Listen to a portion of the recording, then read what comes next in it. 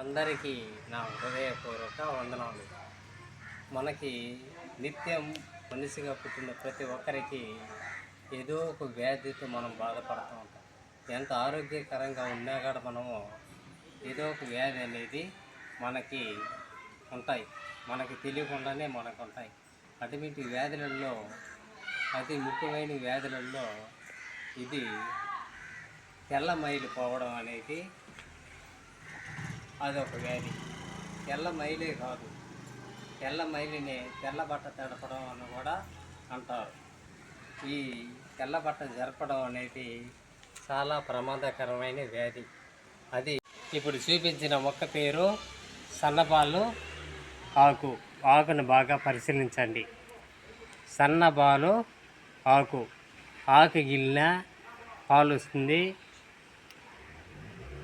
కాడ గిల్లిన కూడా పాలు వస్తుంది. బాగా పరిశీలించండి.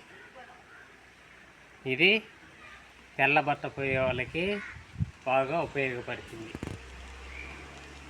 ఈ విధంగా ఈ ఆకులను తీసుకొని 3 పూట్ల తింటే చాలు.